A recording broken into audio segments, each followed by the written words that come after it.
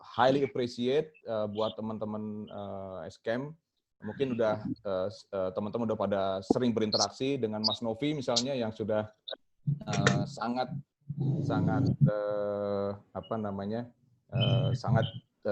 intens menggait teman-teman, terus mungkin Mas Beni, Mas Varianto, dan Mas Erdis gitu ya. So we put together this program, replace the offline workshop with this online, with the expectation that you will get the same insight, you get the same benefit from this engagement, kira-kira gitu ya. Now, saya akan mulai presentasi saya.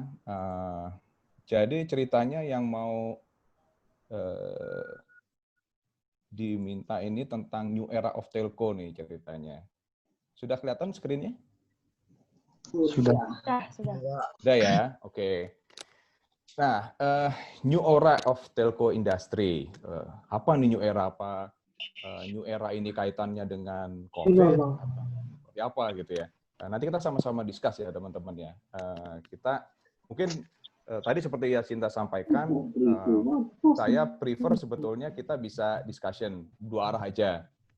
Jadi nggak mostly saya dominate the conversation, tapi saya expect teman-teman bisa engage juga gitu ya. Kita discuss. Kenapa? Karena kalau teman-teman hanya mendengarkan, hanya passive listener itu yang masuk teman sendiri gitu ya. Teman-teman rugi, saya juga rugi. Kenapa? Karena saya nggak bisa belajar dari teman-teman. So dalam discussion kita kali ini, ekspektasinya saya pengen belajar juga nih dari teman-teman. I want to hear your opinion gitu ya, pendapat teman-teman. So saya bisa belajar banyak hal lagi nanti dari teman-teman. Kira-kira seperti itu ya. Ininya, ekspektasinya. Terus juga nanti teman-teman SKM yang lain, monggo bisa jump in juga di discussion, jawab pertanyaan. Nanti di sini ada Mas Novi yang sudah engage jauh dengan teman-teman ya dari awal tahun. Juga ada Mas Beni, ada Mas Varianto, ada Mas Erdis. Monggo, feel free kita semua discuss. Jadi bukan hanya dari saya aja, kira-kira seperti itu. Now, New Era of Telco Industry. Sebelum saya masuk lebih jauh, mungkin saya mau tanya dulu nih ke teman-teman nih ya. Should we care about telco industry? Kalau misalnya teman-teman yang majornya telco, lalu mungkin bukan major telco lah, tapi major lain, tapi punya aspirasi, wah saya pengen banget kerja di telco industry. Yes, definitely that is a good reason why right now we should talk about telco industry, right? Tapi bagaimana buat teman-teman yang mungkin majornya bukan major telco nih, bahkan bukan engineering sama sekali gitu, jauh dari dunia telco dan dunia engineering. And then mungkin nggak sampai saat ini, at least walaupun Excel Future Leaders atau sekarang partisipasi di program IMDP, mungkin belum kepikiran malahan untuk kerja di telco industry gitu ya. So, any opinion? Should we care about telco industry? Mungkin saya mau tahu nih dari teman-teman, kira-kira siapa yang setuju bahwa saat ini kita harus kira-kira care lah about telco industry. Why should I be here listening to boys talking about this telco industry? Siapa kira-kira yang setuju? I should care about telco industry. Ini kebetulan ada beberapa yang raise hand nih, Mas Boy. Mungkin bisa diizinkan untuk bicara lewat mic ya? Monggo, silakan. Rizky Gunawan, boleh silakan.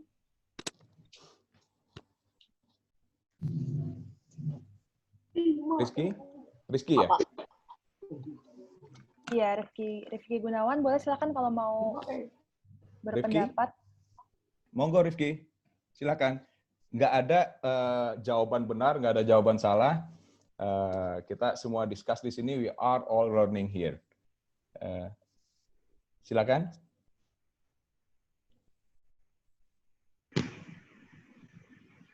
Atau mungkin teman-teman yang lain ada yang mau berpendapat? Boleh, monggo.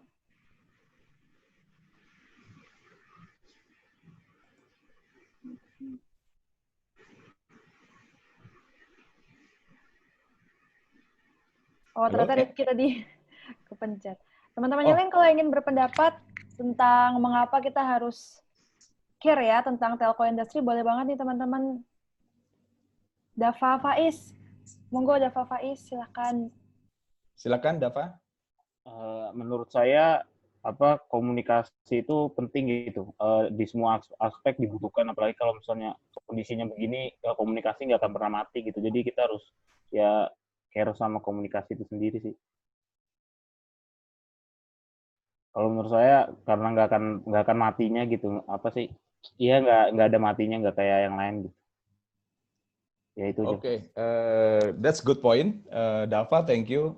Definitely. Nanti kita lihat sama-sama ya. Nanti ada bagian presentasi saya yang bilang bahwa telco obviously relevant even in the past, in present, and hopefully in the future. Gitu kira-kira.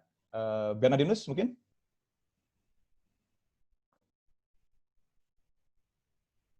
Bernard? Oh ya, maaf. Tadi RTO. Ya. Jadi, menurut saya, kenapa kita harus memikirkan tentang telco, khususnya di bidang transmisi data ya. Ini kan sudah mulai mengarah ke industri 4.0 yang dimana itu semuanya akan, menurut saya, akan sangat bergantung pada cloud system nantinya. Apalagi sudah banyak fog Computing. apa itu? Ya, fog computing itu tentunya nanti semua data kan akan disimpan juga di sebuah server kan. Nah, bayangkan kalau misalnya semua orang di dunia asumsi 70 sampai 80% itu menggunakan melayanan cloud, menggunakan jaringan ini.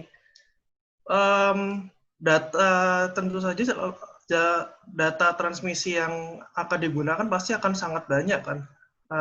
Ketika kita tidak mengembangkan tidak memikirkan tentang dari telkonya ini, pasti akan susah sendiri nanti. Akan entah itu menyebabkan server down atau misalnya RTO dan lain-lain. Gitu saja mungkin dari saya.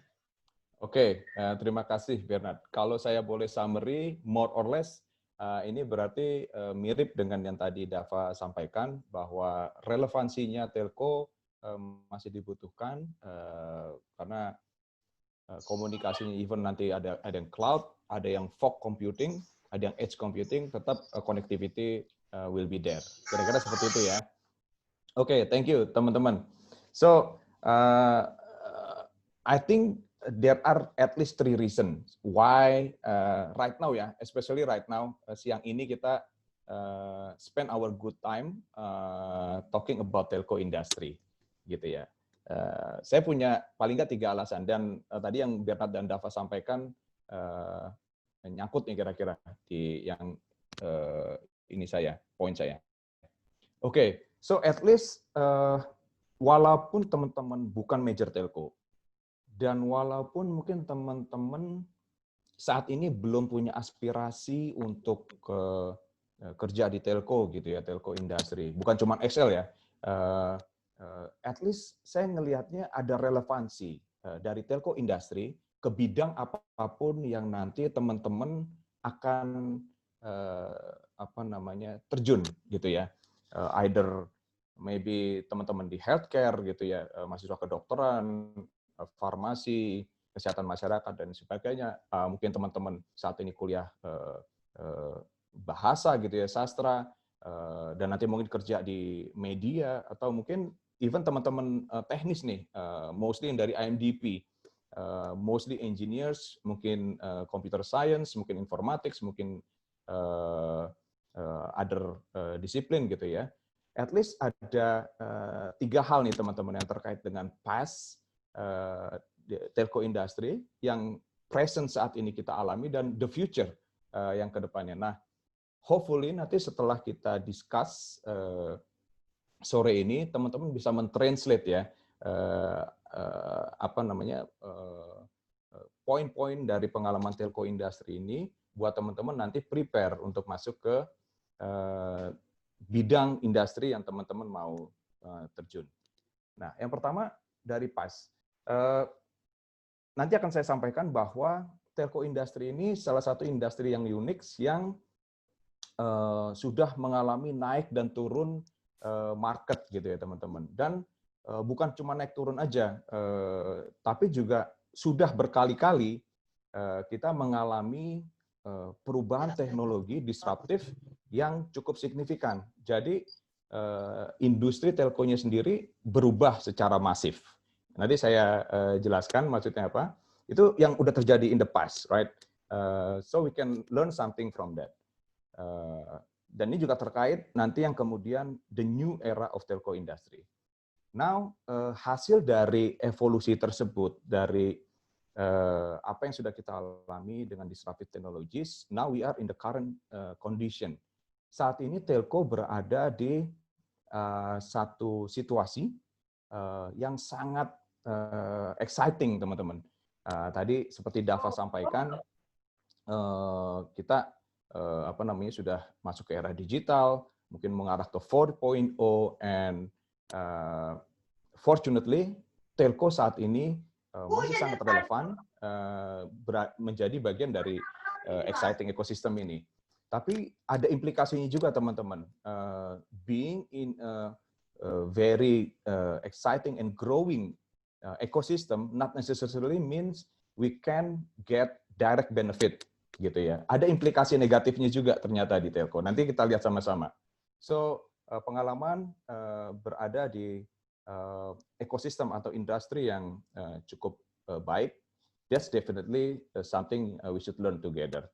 Nah, kalau yang future-nya, dari perubahan tersebut, kita untuk tetap relevan, tadi seperti Bernard dan Dava sampaikan, kita ngambil posisi, ngambil attitude untuk embrace terhadap perubahan ini. Jadi kita nggak menolak, tapi bagaimana caranya kita bisa meleverage, ambil dan kita gunakan, malah untuk kita bisa terus relevan gitu ya. Kalau teori Darwin bilang kan survival of the fittest gitu ya. Jadi siapa yang bisa adaptif, siapa yang bisa sesuai dengan situasi, challenge waktu itu yang akan survive. Nah ini yang dilakukan oleh telco industry. Nanti kita lihat juga. So basically the reason why we should care about telco industry right now at this very moment for the next 2 hours adalah karena 3 hal ini teman-teman. Kita akan bisa dapat pelajaran dari apa yang sudah dilalui, apa yang saat ini sedang dilalui oleh telco, dan what kind of futures that we are going into. So there are a lot of lessons I think that we should take from this experience. Kira-kira seperti itu. Now the first part is tadi seperti saya sampaikan, telco industry sudah mengalami siklus berkali-kali teman-teman. Mungkin ada yang sudah familiar dengan kurva S seperti ini ya. Namanya kurva S. Ini teman-teman bisa lihat kursor saya nggak bergerak ini di screen-nya? Kelihatan, Pak. Kelihatan ya? Oke. So continuously telco industry ini terus di-shape teman-teman seperti ini. Ini teknologi pertama, terus datang kemudian teknologi pertama ini sudah mature di puncak dan declining, dan datang teknologi berikutnya yang ngikutin siklus seperti itu juga dari dari zero gitu ya, terus masa pertumbuhan ramp up sampai mature dan kemudian decline, and so on and so forth. So typically yang kita alami di telco industry seperti ini teman-teman. Kalau kita bandingkan dengan industri lain, for example, banking gitu ya, banking dari ratusan tahun yang lalu, core bisnisnya adalah sebagai intermediary, right? Ada orang yang mau nyimpen uang, kemudian uang ini dipercayakan kepada bank untuk kemudian dikelola menjadi intermediary, menggerakkan ekonomi untuk baik yang produktif maupun yang konsumtif, gitu kan ya. Jadi that's the business of banking. Walaupun ada perubahan teknologi, bisnisnya seperti itu aja. Tapi kalau telco, nanti kita lihat bahwa komoditinya sendiri, yes, underlying-nya adalah komunikasi, telekomunikasi, but the goods, barangnya sendiri, komoditas itu berubah-ubah, gitu ya. So kita sudah mengalami cycle seperti ini. Jadi dan di setiap cycle itu pasti ada guncangan. Ada pemain yang tadinya sudah established, pemain udah mapan, tiba-tiba ke-disrupt sama pemain yang baru. There always be like that. Langsung kita lihat berikutnya aja. Jadi apa yang tadi saya gambarkan, misalnya teman-teman tahu barang ini nggak? Ada yang tahu barang ini nggak? Telegram. Telegram, betul. Bukan Telegram ini ya, Telegram apps yang sekarang ya. Walaupun memang Telegram yang apps sekarang ini berasal dari sini esensinya. So basically Telegram atau Telegraph gitu ya. This is the first form of long distance communication basically gitu ya. Bentuknya teks teman-teman. Dan dia statis, fix gitu dalam artian nggak bisa bergerak, dan kalau kira-kira bisa dipatok tahun tertentu untuk mulainya, invensinya itu kira-kira layanannya kira-kira tahun 1844 gitu ya. So this the first step yang tadi kalau teman-teman ingat kurva S tadi gitu ya. This is the first S curve. This booming waktu itu Samuel Morse jadi industri dan jadi hot industry banget. Jadi kayak startup sekarang gitu lah ya kira-kira. Nah, next kemudian Alexander Graham Bell come up dengan ini, dengan teleponi teknologi, right? Basically masih komunikasi, tapi kemudian sekarang bisa enhance, right? Dari teks kemudian bergerak ke voice. Sesuatu yang tadinya dirasa nggak mungkin, dan suddenly it happen. Tapi ini juga masih statis gitu, masih fix. Estimasi tahunnya kira-kira 1870-an gitu ya. Jadi kira-kira 30 tahun setelah telegraf ada. Tapi pada waktu itu bisnis telegraf dan bisnis telepon, telegraf udah mulai mature, naik ke atas gitu, telepon baru mulai pick up gitu ya. Penggelaran jaringan segala macam itu baru mulai terjadi. Jadi perusahaan telepon itu masih sangat-sangat dibilang startup waktu itu ya. Sementara si telegraf udah mulai mature gitu. Baru kemudian telepon itu adopsinya di awal tahun 1900-an mulai masif dengan adanya sentral gitu ya. Sentral telepon waktu itu masih pakai operator manual gitu yang nancep kabel gitu, kemudian sampai elektronik dan analog, dan kemudian digital and so on and so forth.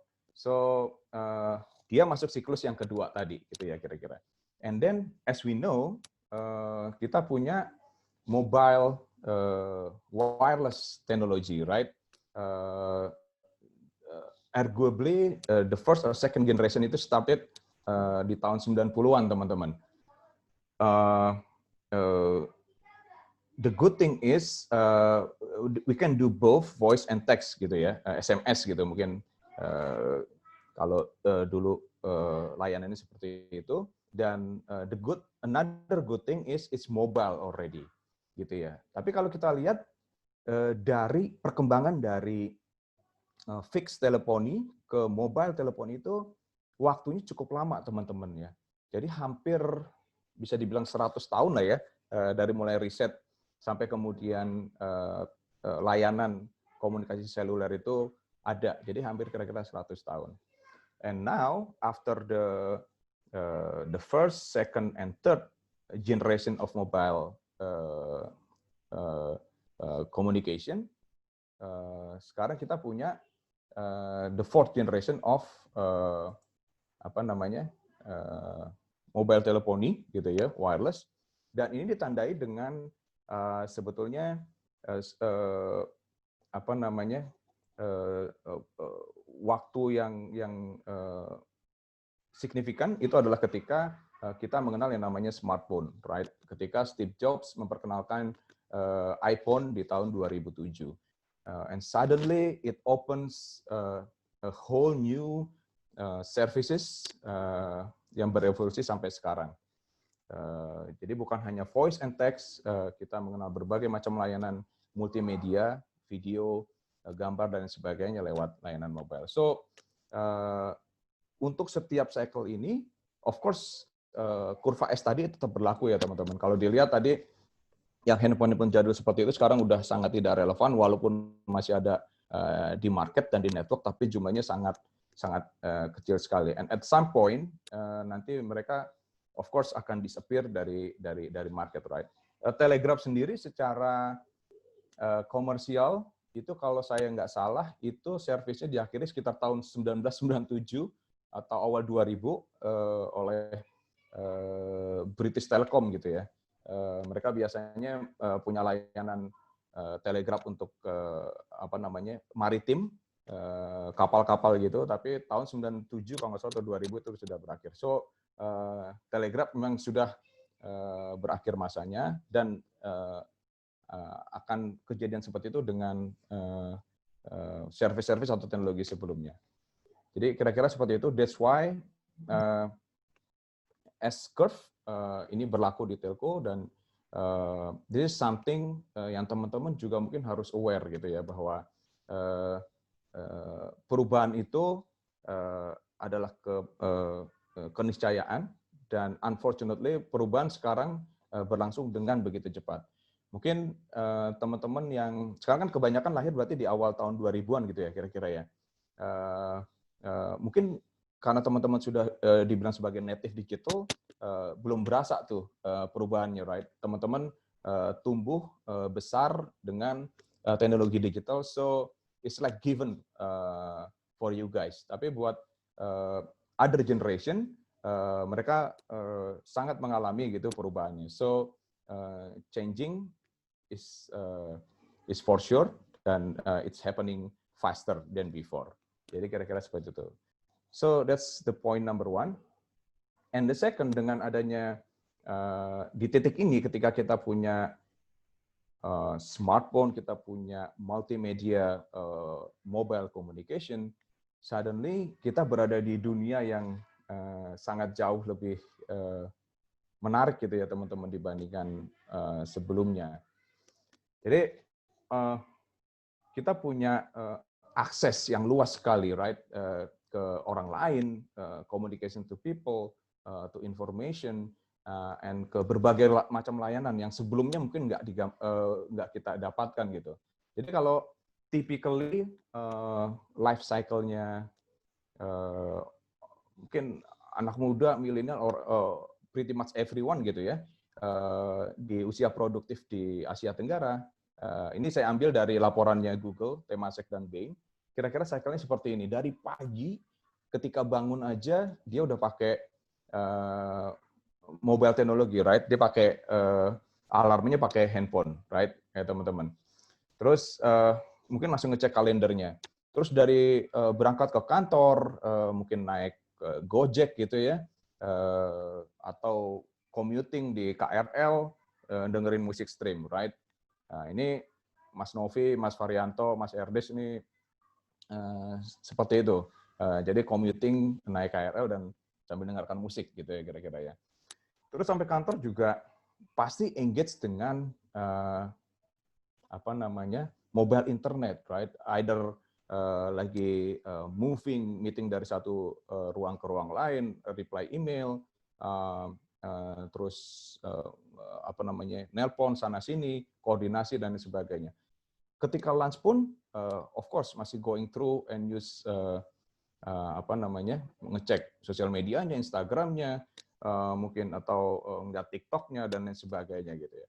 And the siklus berjalan terus, tapi poinnya sampai dia merem juga, tidur di malam hari, sampai lights out, sampai bangun berikut hari, pasti ini harus jadi bagian tidak terpisahkan dari life cycle-nya, kira-kira gitu. So that's pretty exciting, teman-teman. That's why tadi saya sampaikan bahwa suddenly walaupun nanti kita lihat bahwa kita salah satu yang men-trigger sebetulnya lahirnya ekosistem seperti ini dengan berbagai macam layanan yang menarik, tapi kita tetap berada di posisi yang kira-kira cukup sentral gitu ya di tengah ekosistem ini, seperti tadi Dava sampaikan. Now, itu semua yang disebut sebagai internet ekonomi, right? So dari aspek e-commerce-nya, ada marketplace gitu ya, baik yang melayani UKM sampai yang kemudian satu brand tertentu punya platform sendiri, that's happening there. Media dari advertising, terus mungkin kita ngelihat video streaming, musik streaming, Spotify, juga main gaming, and so on and so forth. So ini pretty much mengcover semua aspek kehidupan kita, right? Sampai we are doing traveling, we are doing payment, sudah sangat familiar dengan situasi seperti ini. But then how they do the services? Ini ada survei menarik dari Hootsuite gitu ya. Jadi dari 260 juta sekian penduduk Indonesia yang mengakses internet lewat mobile phone itu kira-kira 171 juta. Oh ya, by the way, internet usernya sendiri itu sekitar 174 juta gitu ya. So hampir semua 98% akses internet itu di Indonesia dilakukan melalui mobile phone, right? So this is the fact. That's why sekali lagi this is important position connecting the internet economy, kira-kira gitu. Nah, hampir semua itu, of course dia pakai smartphone 96%. Hanya small portion orang 5,3% yang masih pakai feature phones, mungkin pakai GPRS 2G phone gitu ya kira-kira. Dan luar biasanya lagi, rata-rata orang Indonesia dari 171 penduduk yang punya akses internet itu spend hampir 4 jam, hampir 5 jam basically on their mobile internet. Dan ini average ya teman-teman. So you can imagine there are people who probably spend more than 8 hours a day on their screen gitu ya. Tadi kan life cycle-nya dari bangun sampai tidur lagi kira-kira seperti itu. So that's pretty a lot gitu ya. 5 jam gitu. 5 jam dari 24 jam, so hampir 20%. Lebih dari 20% waktu kita spend on screen gitu ya kira-kira. So that's why you are in a very interesting position in this ecosystem. Nah, kalau dilihat seperti ini teman-teman, layanan kan udah banyak banget gitu ya. Ini yang di atas ini sumbu Y yang atas adalah menunjukkan arah new entrants, new players di internet ekonomi. While sumbu bawah yang Y bawah adalah established player gitu yang memang sudah existing. Ya telco memang sudah eksis di situ gitu ya. Kalau kita telco operator di sini nih posisinya memang sebagai established player gitu. Nah, dan kemudian kita harus mengantisipasi nih begitu banyak layanan dan disruption yang kira-kira datang dari new entrants ini, baik yang sifatnya B2C, jadi consumer service, ini mungkin kayak e-commerce gitu ya. Teman-teman tahu Bukalapak, Zalora, Lazada, dan so on so forth. Terus ride hailing gitu ya, dari Grab, Gojek yang di sisi kanan ini, sampai yang financial service misalnya. Nah ini kayak teman-teman di banking, yang established player, ini juga harus aware dan harus cari cara untuk mengantisipasi disruption, of course, dari yang new entrants, baik di payment, terus ada yang lending, terus ada yang credit rating gitu ya, bisa dipakai. Remittance, this is also big money, right? Dulu orang kalau misalnya TKI ngirim uang ke ke dalam negeri mungkin harus lewat institusi kayak Western Union misalnya atau banking yang lain yang charge-nya lumayan gede banget potongannya, tapi dengan adanya startup remittance untuk pengiriman uang, it reduce a lot the transaction cost gitu ya. So regardless, kita ngelihat bahwa kalau dari spektrum ini, telco ini sebagai backbone sifatnya untuk connectivity masih agak sulit untuk directly disrupt gitu ya. Walaupun of course sekarang ada berbagai macam approach yang coba mendisrupt keberadaan telco sendiri sebagai connectivity. Kayak misalnya kemarin Google bisa coba bikin balloon gitu ya, dan lain sebagainya. So this is very interesting, teman-teman. We are part of this ecosystem. Nah, Indonesia sendiri menariknya, of course kita the biggest populated country in Southeast Asia, right? Tapi yang menariknya di sini, teman-teman, ketika internet ekonomi mulai masuk gitu ya di kawasan Asia Tenggara tahun 2015, relatively kita hampir sama sebetulnya sama Singapura yang size-nya jauh lebih kecil dari kita. Kita lebih besar daripada Malaysia, obviously dari Filipina, tapi comparable sama Thailand juga. Tapi yang menarik, not only we are big, but we also fastest growing gitu ya, the fastest growing in the region. Kalau teman-teman lihat grow rate kita sampai tahun 2019 kemarin aja kita 49%, jauh di atas negara lain di kawasan gitu ya. Proyeksinya sampai tahun 2025 nanti kita year on year growth-nya sampai tahun 2015 kita 32%, teman-teman. Bayangin 32% growth dibandingkan balik lagi negara lain sekawasan. So this industry, this internet economy where telco is still in part of it, important part of it, still growing a lot gitu. Jadi 5 tahun ke depan, this is should be opportunity buat teman-teman semua untuk take part on this exciting industry gitu ya. Apapun bidang pekerjaan teman-teman, tadi balik lagi either healthcare mungkin, either teman-teman di finance, media logistik, whatever, you should think yang seperti Mas Novi sampaikan 2 hari lalu about digital mindset, right? How can I use this phenomenon to benefit my industry and myself gitu ya kira-kira. So dan melakukan perubahan teman-teman, perubahan signifikan yang of course berarti untuk dan berdampak bagi banyak orang. That's why sekali lagi kalau balik ke program kita IMDP dan Excel Future Leaders, dengan semangat seperti ini teman-teman yang mau kita coba sama-sama capai gitu ya. Kita pengen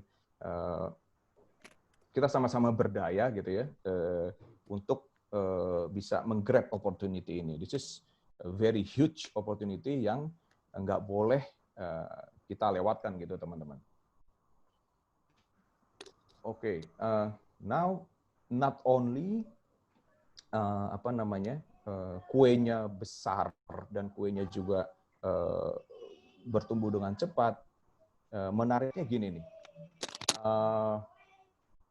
bahwa bukan hanya di Indonesia, tapi juga di semua negara di kawasan ada ketimpangan, gitu ya. Ada ketimpangan antara concentrated area, concentrated population di capitalnya misalnya, dengan area di luar area tersebut. Jadi kalau misalnya di kawasan ini ada beberapa yang dikategorikan sebagai metros gitu ya, kalau di Indonesia di Jabotabek, Singapura of course its own city, Malaysia KL, Thailand dengan Bangkok, Vietnam ada 2, Hanoi dan Ho Chi Minh, Filipina Manila. Ini terjadi ketimpangan sebetulnya. Jadi hampir 6 kalinya bahwa aktivitas internet ekonomi itu berlangsung di metro area as opposed to beyond metros gitu ya. So kita melihatnya this is huge gitu ya. Jadi kalau bisa dibandingkan ini adalah spending per kapita internet ekonomi yang dilakukan oleh orang-orang di kawasan tersebut. Jadi kalau Indonesia sendiri hampir 5 kali lipat ya teman-teman ya. Orang-orang Jabodetabek itu per kapita spend compared to people outside Jabodetabek. So this is why is that? Mungkin ada teman-teman yang mau ngasih opini, kenapa terjadi ketimpangan seperti ini kira-kira? Any opinion? Kenapa jomplang kayak gini? Dan ini bukan hanya di Indonesia loh, di Malaysia misalnya, of course nggak terlalu jomplang, hanya mungkin 3 kalinya gitu ya, 2,5 atau 3 kalinya cukup dekat. Tapi kalau kayak di Vietnam gitu ya, ini jomplangnya malah lebih jauh, hampir berapa nih? Oh sama lah, 4 atau 5 kali gitu ya kira-kira ya. Manila, Filipina ini jomplang malah jauh banget kayaknya nih, 273 sama 39. So, any opinion why this is happening, teman-teman?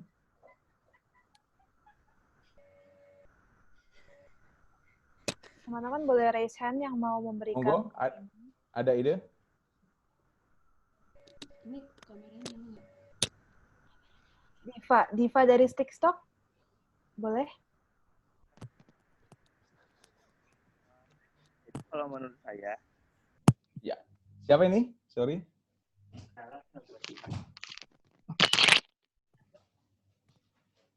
Kenapa teman-teman? Kenapa jomplang kayak gini nih? Apa namanya? Metro sama di luar metro. Any opinion? Ya.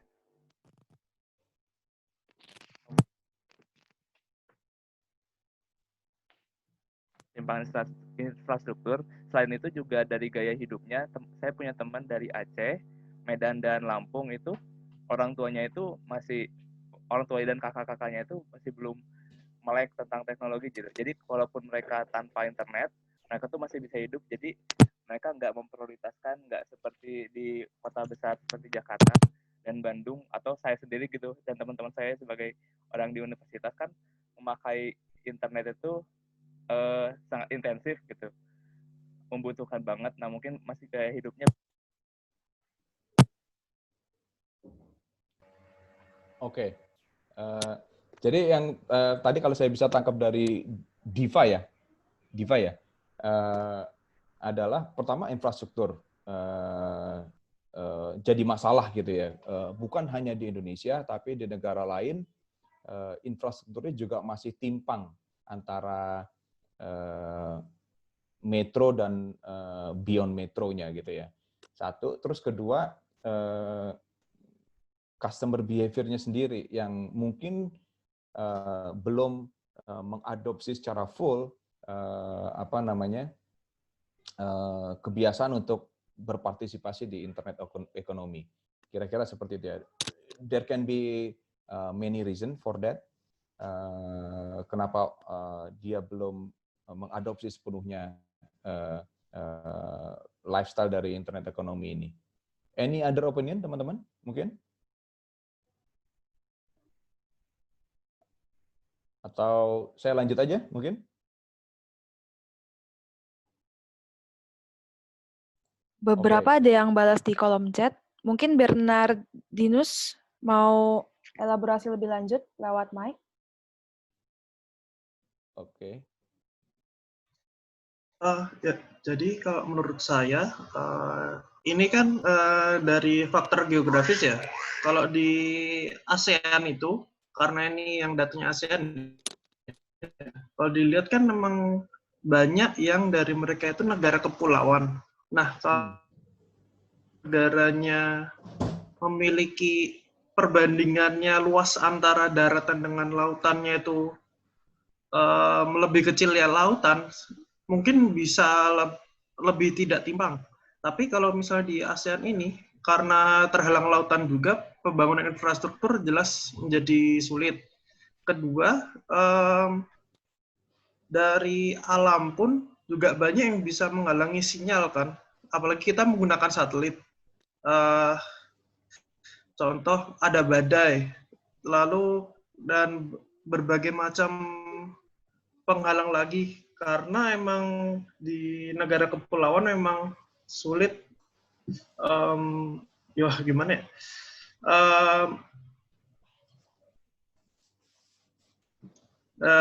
jadi memang sebenarnya banyak faktor ya dari geografisnya itu sendiri. Contoh sinyal di gunung dengan sinyal di kota kan jauh berbeda. Saya pernah membaca di sebuah penelitian juga kalau misalnya tekanan udara itu bisa mempengaruhi frekuensi. Nah itu mungkin jadi pengaruh juga kan. Apalagi di Indonesia khususnya ya, kan banyak yang penduduknya itu tinggal di pegunungan, yang dataran tinggi, dataran rendah gitu. Mungkin segitu saja sih. Oke, thank you Bernard. So, kalau saya boleh summarize, ujungnya mungkin yang saya tangkap adalah infrastrukturnya tidak merata ya, karena challenge geografisnya dan lain sebagainya. Even negara yang relatif bentuknya daratan pun seperti Thailand gitu ya, itu mostly dia daratan, dia mungkin ada challenge juga dari ketersediaan listrik mungkin, terus kontur alamnya yang mungkin challenging untuk bisa kasih coverage yang cukup bagus gitu ya kira-kira. So thank you untuk masukannya. But walaupun saat ini terjadi ketimpangan teman-teman, bahwa 6 kali kawasan metro tertentu di kawasan ASEAN lebih besar dibandingkan aktivitas internet ekonomi dibandingkan di luar, yang menarik adalah ini teman-teman. Kalau dilihat Google, Temasek dan Bain ini memprediksikan bahwa growth-nya itu ke depannya justru akan datang dari kawasan yang beyond metro gitu ya. So kalau dilihat nanti beyond metro itu tumbuh 4 kali lipat dibandingkan metro yang hanya 2 kali lipat. Ini hitungan total gross merchandise value-nya ya. Value yang ditransaksikan di internet ekonomi. Orang beli game online, features di game online itu juga masuk ke situ misalnya. So, tapi yang beda adalah growth driver-nya. Kalau di metro itu mungkin kayak semacam orang semakin banyak nih variasi yang dibeli gitu ya. Semakin engage, dia semakin banyak membeli features di internet gitu ya. Mungkin travel lebih banyak, mungkin pesan GoFood lebih banyak, dan sebagainya, user engagement. Tapi kalau beyond metro, yang jadi key itu adalah menambah penggunanya, right? User acquisition. Jadi semakin banyak tadi mungkin yang seperti Dava ya sampaikan, lebih banyak mentransformasikan, mengadopt orang yang tadinya nggak biasa pakai, dikenalin supaya lebih banyak pakai. So that's user acquisition. Terus benefitnya kalau di metro itu lebih ke ngarepin convenience gitu kan, udah macet, saya mendingan pesan makanan di GoFood aja lah, mager di rumah gitu ya. Tapi kalau yang beyond metro itu again akses ke produk-produk baru dan layanan baru, misalnya financial inclusion gitu ya. Tadinya nggak banking, unbanked jadi bisa bank karena ada payment startup misalnya. So access to new product and service. Kalau dan benefitnya berarti kalau yang di metro adalah productivity, kalau yang di beyond metro itu lebih ke inclusion. Semakin banyak orang yang tercover oleh layanan tersebut. So jadi poin yang mau saya sampaikan di sini teman-teman, yes saat ini memang porsi terbesar masih di metro kota besar gitu ya, khususnya kawasan Jabodetabek, tapi ke depannya beyond metro, definitely where you want to go. That's why seperti XL juga sejak beberapa tahun ini kita ekspansi investasi jaringan itu kita fokus lebih banyak sekarang di luar Jawa. Jadi kita lebih mengembangkan infrastruktur di Sumatera, terutama di Kalimantan dan Sulawesi gitu ya.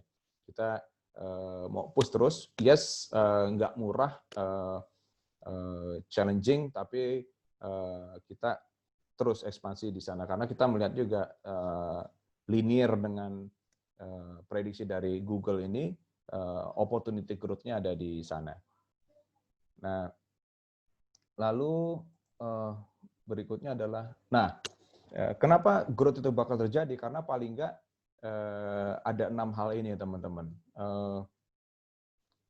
Yang tadinya hal-hal penting yang jadi penghalang saat ini sedikit demi sedikit sudah banyak progresnya gitu ya, perkembangan yang cukup signifikan. Contohnya aja di funding gitu. Funding ini maksudnya funding untuk startup yang mendevelop layanan-layanan baru. Saya nggak tampilkan datanya di sini, tapi kalau dilihat trennya, bukan hanya di Asia Tenggara, tapi di Indonesia sendiri, investor-investor itu baik dari venture capital, dari angel investor maupun private equity gitu ya, sudah sangat ramai mau invest dan percaya ke ekosistem startup di Indonesia, baik yang baru di tahap awal sampai ke yang ke unicorn seperti Gojek gitu ya, Gojek sama Grab yang mungkin teman-teman baru dengar beberapa waktu lalu. Ada yang investor, saya nggak tahu udah seri berapa itu di Gojek, mungkin udah seri F kali ya, udah 5 atau 6 round financing yang masuk lagi ke Gojek gitu. So definitely funding is there right now dan sudah make significant progress. Internet access, that's definitely our part. Untuk providing tadi kita menyediakan lebih banyak coverage, bukan hanya Excel, of course. Other player juga mengembangkan infrastrukturnya, logistik, seperti sekarang orang kirim-kirim pesanan makanan, e-commerce segala macam sudah sangat familiar dengan berbagai macam layanan logistik untuk e-commerce, right? Nah, tapi yang menariknya ini teman-teman, ada satu yang masih ketinggalan nih, which is apa? Talent gitu ya. Dari 6 aspek ini, salah satu yang masih sangat ketinggalan, not only in Indonesia ya, ini konteksnya sekali lagi adalah report di Asia Tenggara, itu adalah masalah talent, teman-teman. So, opportunity-nya di sana, peluangnya di sana, kita butuh lebih banyak talent. Nah, ini definitely satu kesempatan buat teman-teman untuk aktif berpartisipasi di internet ekonomi ini. Apapun latar belakang akademis teman-teman dan nanti passion yang mau masuk ke industri mana, I think there are a lot of opportunities gitu ya di digital ekonomi ini, di internet ekonomi. Teman-teman bisa leverage apapun peluang yang nanti teman-teman bisa lihat di industri teman-teman. Kemarin kalau nggak salah waktu sesinya Mas Novi ada yang tanya soal bagaimana dapat ide gitu ya, menemukan ide. Kalau pendapat saya salah satu yang lain yang penting adalah repeated curious observation. Repeated curious observation. Artinya apa? Teman-teman, yes, ada di bidang tertentu, ada di industri tertentu, you need to observe gitu kan. Mungkin kalau orang lain bisa mengabaikan fakta tersebut, tapi kalau teman-teman punya mindset untuk observe, maybe you get something, you get an idea. Kemarin kalau contohnya si ikan asin ya, ikan asin itu mereka doing desktop research lewat Google segala macam, and they come up with the problem. Itu one way of doing observation, right? Tapi observation itu juga bukan observation yang hanya observation, tapi curious observation. Jadi keep asking why is that, why is it happening like that, and how it can be solved. Keep thinking seperti itu dan dilakukan repeated, right? Kemarin Mas Novi udah jelaskan dan Agnes juga kemarin udah bilang gitu ya bahwa itu nggak bisa sekali jadi, right? Ide itu nggak bisa ketemu langsung jadi. Kayak misalnya Newton terinspirasi dari apel yang jatuh, mungkin bukan sekali doang gitu kan. Dia harus keep thinking about it, di sharpening sampai kemudian ketemu idenya. So definitely teman-teman harus berpartisipasi di internet ekonomi ini, apapun bidang teman-teman. Dan kita bisa lihat di sini talent teman-teman, huge gap untuk internet ekonomi terus berkembang not only in ASEAN, but of course in Indonesia. So ini opportunity buat teman-teman semua gitu ya kira-kira. So that's all the the exciting thing about internet ekonomi yang telco ada sebagai bagian di dalamnya. Tapi apakah kemudian this whole thing kita bisa langsung merasakan manfaatnya teman-teman? Kita lihat. Nah, faktanya adalah dengan boomingnya orang terlibat di internet ekonomi seperti ini, traffic datanya naik gitu ya. Ini saya punya data sampai tahun 2018, tapi of course yang 2019 karena saya nggak punya internal Excel ada, tapi yang lain saya nggak sempat bandingkan. Tapi trennya seperti ini teman-teman, bahwa of course traffic datanya naik terus, right? Jadi secara industri mungkin sekarang I don't know, maybe sudah ada di 3 kali ya, tiga peta ya, byte gitu per quarter akumulasi. Jadi trennya itu naik terus. Berarti artinya apa? Kalau orang lebih banyak orang pakai data dan setiap orang pakainya tambah banyak, artinya juga kita harus keep up dengan capacity requirement itu kan. Karena kalau nggak kita sediakan capacity yang dibutuhkan, of course nanti terjadi ketidaknyamanan, ada congestion gitu ya, jadi lemot gitu ya dan sebagainya. So we have to keep up with this. Tapi apakah kemudian penambahan kapasitas tersebut keharusan buat kita untuk terus berinvestasi untuk menyesuaikan kebutuhan pelanggan itu directly reward us? Not necessarily teman-teman, karena faktanya adalah seperti ini, bahwa harga data per gigabyte di Indonesia itu termasuk yang paling rendah sebetulnya. Not only di kawasan, tapi di kawasan kita paling rendah. Kita cuma kalah di Asia ini dari India gitu ya. Yang kalau teman-teman mengamati ada satu pemain Reliance Jio gitu namanya, yang bisa mendisrupt industrinya dengan harga yang sangat murah sekali gitu. So kita cuma kalah dari India. Negara-negara yang di kawasan Singapura itu jauh lebih tinggi dari kita, harga per gigabyte-nya paling dekat mungkin Malaysia. Sekali lagi bandingin dia 0,6, kita 0,4.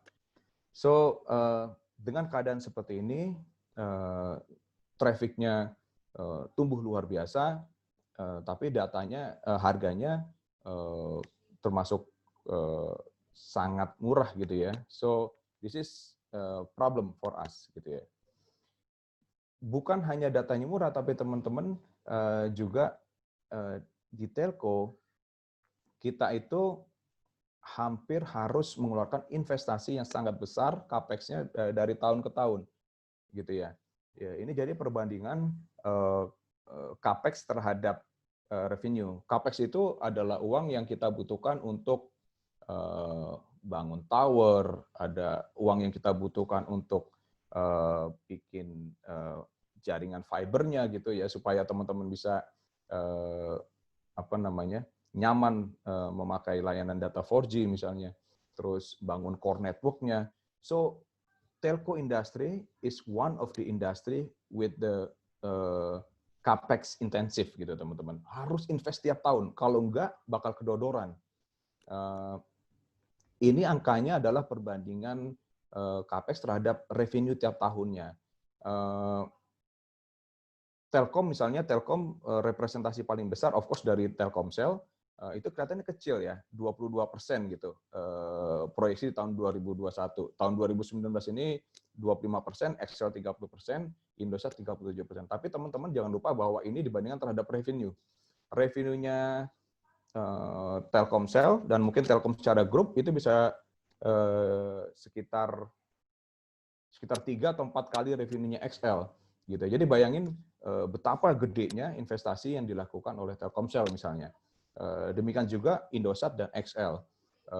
Setiap tahun, this is the game that we have to play in telco. Tadi seperti Bernard sampaikan, untuk menutup gap infrastruktur, ya, kita perlu investasi setiap tahun yang besar teman-teman, gitu ya.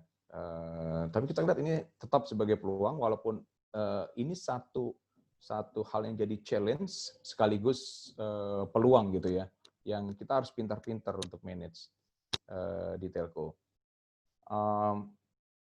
Nah, kenapa kita perlu capex seperti itu? Karena ini gambaran dari network di seluruh Indonesia dari salah satu operator. Dari salah satu operator. Jadi kalau teman-teman lihat konsentrasinya banyakkan di Jawa, udah rapat seperti itu. A little bit mungkin sepertiga di Sumatera, sedikit di Kalimantan dan Sulawesi gitu ya. Teman-teman mungkin bisa lihat where are you. Ini data berdasarkan udah hampir setahun sih, bulan Maret tahun 2019.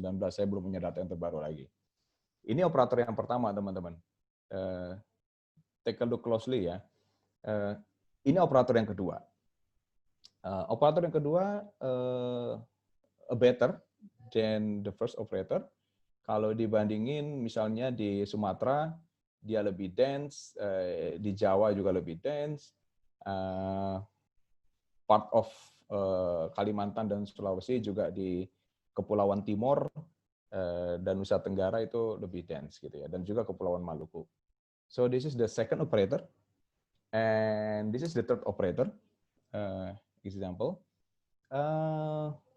I would say Jawa comparable lah ya, kira-kira karena everyone main ke sana gitu. Tapi Sumatera definitely ini less than the first operator, juga di Kalimantan sama Sulawesi gitu, dan di Nusa Tenggara. Ada kira-kira yang menebak 1, 2, 3 ini siapa? 1, 2, 3. Ada yang nebak 1 siapa, 2 siapa, 3 siapa mungkin? Ada yang menebak, teman-teman?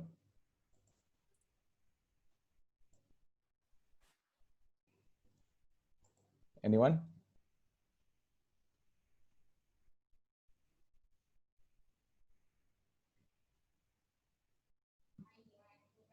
Ini ada satu nih, Mas. Telkomsel yang nomor 1. Katanya.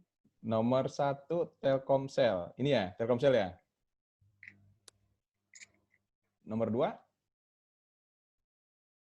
Ada lagi yang tebak nomor 1 XL, 2 Telkom, 3 Indosat. Wah, siapa itu yang nebak tadi? Bernard. Wah, 100 untuk Bernard. 1 ini XL, 2 Telkomsel, 3 ini Indosat. Yes. Kita lihat ya, betapa gap-nya tadi, hasil dari yang ini tadi. Telkomsel, dia sekitar 25-20% dari revenue-nya, invest, dia jadinya kira-kira seperti ini. XL, kira-kira posisi sampai di sini. Dan ini juga tadi seperti saya sampaikan, kita sudah cukup push investment-nya boost di Sumatera gitu ya. Kalimantan dan Sulawesi. So beberapa tahun ini kita coba keep up dengan dengan competition seperti itu. Dan ini yang punyanya Indosat. So that's why teman-teman, poin yang mau saya sampaikan adalah opportunity. Yes, we are in the very exciting industry as a telco. Tapi kemudian implikasinya adalah kita nggak bisa serta-merta dapat direct benefit dari situ gitu ya, karena kuenya itu tadi seperti yang saya gambarkan di depan, playernya jadi banyak banget, yang new entrants maupun yang established, kita nyebutnya OTT mungkin, over the top player, startup yang mengkapitalisasi, mengambil keuntungan dari boomingnya internet ekonomi ini. Then the question is, what should we do? That's yang mau coba saya gambarkan dengan maybe the new era of telco gitu ya, kira-kira. Now, impact-nya apa? Nah, karena tadi datanya tambah banyak dipakai, terus tapi at the same time harganya juga nggak tinggi-tinggi banget. Sementara di lain pihak kita terus harus investasi untuk jaringan, dan pengaruhnya adalah ke profitnya, teman-teman. Jadi kalau dilihat di sini, ini data dari World Economic Forum. Ini bukan spesifik di Indonesia, tapi nanti di slide berikutnya saya tampilkan data Indonesia. The same trend juga terjadi sama, karena ini data global gitu ya. Jadi kalau di tahun 2020 EBITDA dari operator ini yang biru gelap ini ya, yang biru gelap itu kira-kira 58%, teman-teman, dari keseluruhan industri profit gitu ya. Nah, di tahun 2018 itu profitnya jadi turun dari 58% jadi ke 45%. So ini menggambarkan bahwa challenge-nya itu seperti yang tadi saya sampaikan, kebutuhan untuk kapasitas datanya naik terus, tapi harganya juga sangat kompetitif. Sementara di lain pihak kita tetap harus invest, so EBITDA-nya persentasenya jadi shrinking gitu ya. Kita cuma bisa rata-rata 32% EBITDA-nya. Nah, kue yang lain itu kebanyakan diambil oleh other player gitu ya. Kayak misalnya yang paling gede adalah content creator sama agregator ini ya, yang biru muda di sini. Ini dengan kata lain adalah OTT tadi, startup dan sebagainya yang mengambil profit dari telekom industri, kira-kira seperti itu. Nah, ini gambaran player di Indonesia, teman-teman.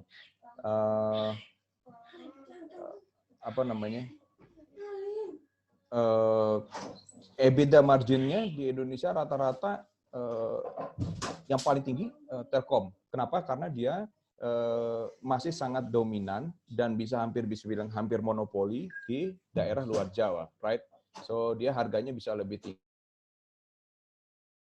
tinggi, terutama baik untuk voice-nya maupun datanya. So that's why EBITDA marginnya, EBITDA itu untung secara operasional ya. Jadi udah dipotong semua biaya, tapi belum untuk bayar pajak misalnya, terus bayar bunga pinjaman ke bank. Itu yang dibilang EBITDA. Jadi keuntungan secara operasional.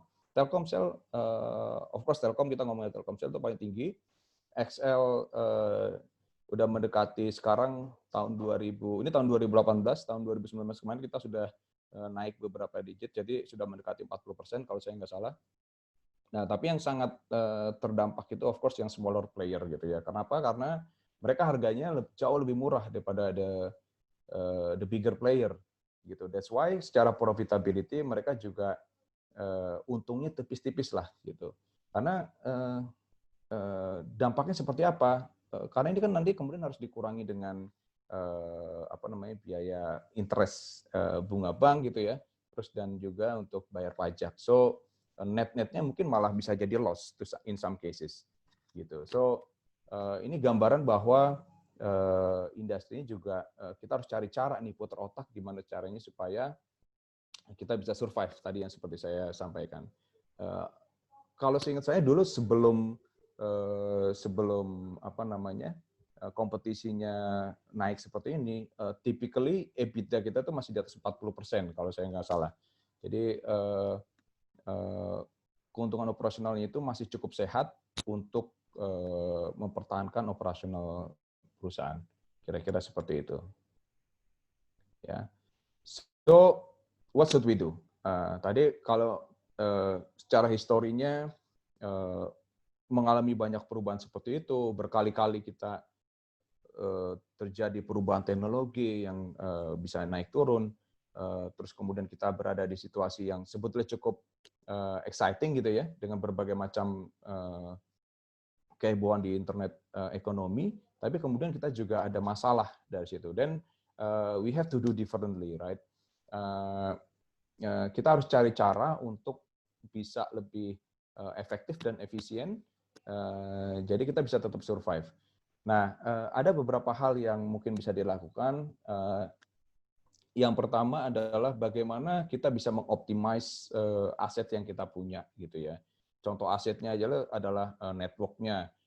Itu bagaimana kita bisa lebih efektif dari perencanaan sampai pengoperasian bisa lebih efektif. Terus yang kedua, mungkin kita mainnya bukan hanya pipe doang nih. Kalau selama ini kita cuma jualan connectivity pipe, then we have to find other sources of revenue. Nah, ini yang di mana saat ini teman-teman terlibat nih to become beyond the pipe. Kita pengen masuk lebih jauh, bukan hanya sebagai penyalur data, tapi karena bisa mengeksplorasi other area yang bisa kita kembangkan. Terus yang ketiga, bagaimana caranya supaya pelanggan, subscriber itu bisa lebih loyal sama kita, lebih apa namanya, stay with us longer gitu ya. Jadi apa namanya, retention-nya tinggi. Nah, ini kita menggunakan mengeksploit analytic capability, kita build analytic infrastructure, dan secara organisasi kita juga punya tim sendiri data analytics yang kita siapkan gitu ya. Jadi kalau teman-teman bayangkan, telco itu kan salah satu industri yang kaya banget sebetulnya generate datanya, right? Setiap interaksi apa namanya mobile phone itu kita bisa tahu aktivitas pelanggan itu seperti apa aja. Of course, setiap apps juga punya informasi atau data sendiri yang bisa mereka tarik. Misalnya kalau pengelola Gojek, mereka bisa tahu detail behavior dari pengguna Gojek tersebut, right? Dia pesan makanan apa aja, dia naik Gojek kapan, berapa jauh, mungkin kantornya di mana, rumahnya di mana, and so on and so forth. Tapi telco juga punya bisa menggali informasi yang kaya seperti itu dari setiap interaksi yang dilakukan lewat mobile phone. So, analytic capability, infrastructure, analytic infrastructure dan organization need to be developed, dan saya percaya semua telco get into this and explore this, gitu. Terus yang terakhir juga bagaimana kita bisa mentransform people dan culture-nya, gitu kira-kira. So those four things, dan the way we do it adalah kita embrace teknologi. Kita nggak alergi sama teknologi, tapi kita embrace teknologinya, gitu ya.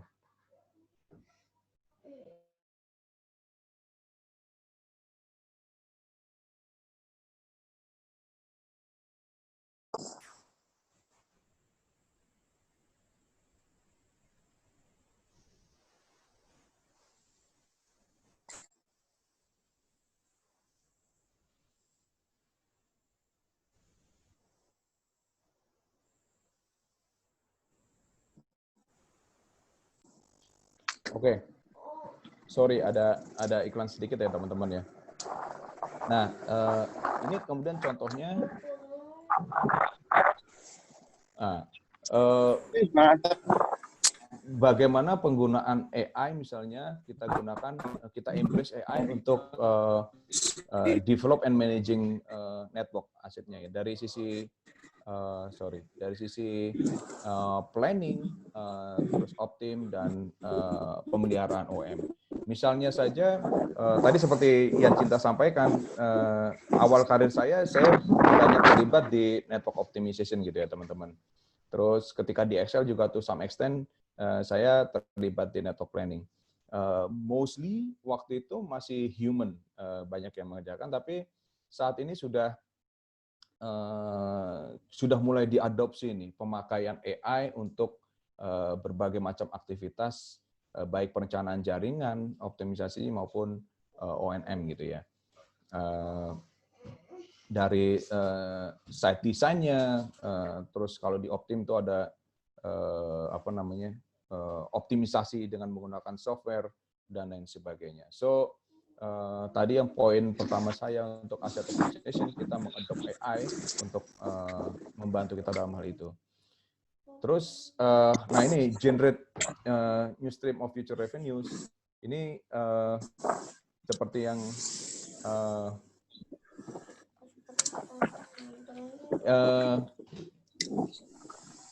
seperti yang tadi sudah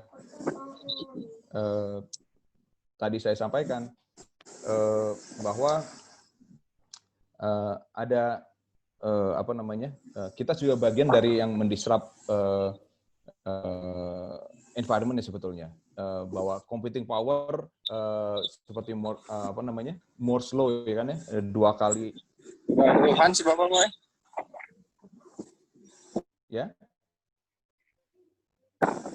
Ya, jadi dari computing power 2 kali lebih cepat dengan setengah harga, terus mobile communication dan sensor improvement itu yang melahirkan industri 4.0 gitu ya teman-teman. Seperti yang kemarin Mas Novi sudah sampaikan. Sebentar ya.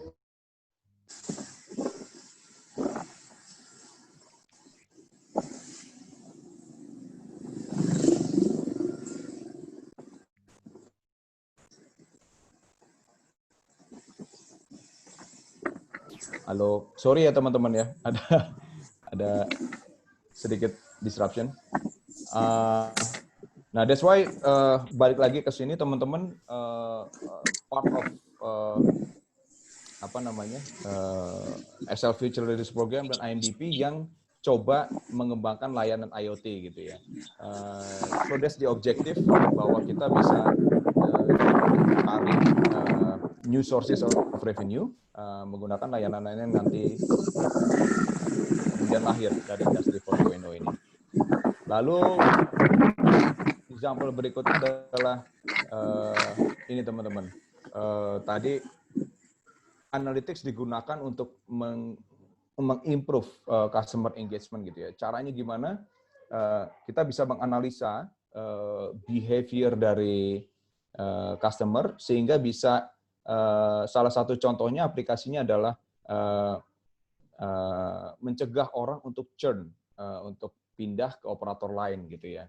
Jadi dari behavior yang kita bisa kumpulkan, kita bisa memprediksi sebetulnya mana customer yang bisa dibilang loyal sama kita, mana yang ya oke lah loyal dan mereka nggak akan pergi churn, tapi ada juga customer yang mungkin very high risk untuk churn dan pindah ke operator lain.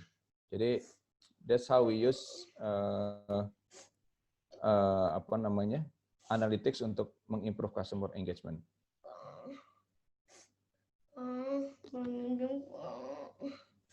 Ya.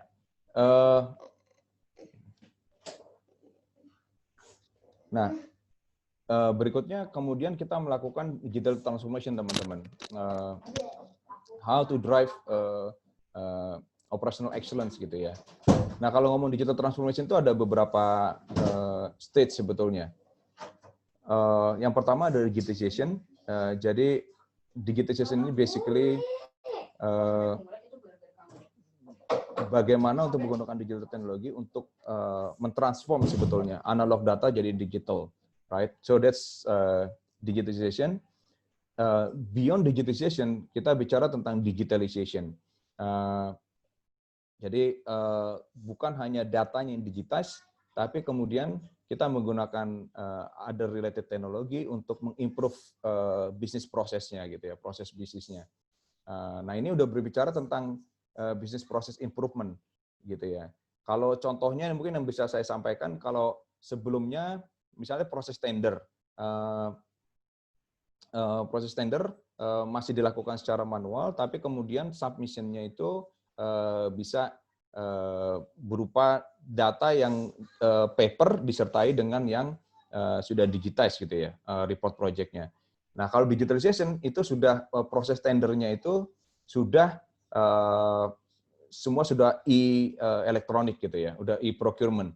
Artinya dari submission-nya sudah online gitu ya. Nah, tapi satu lagi yang lebih jauh adalah digital transformation.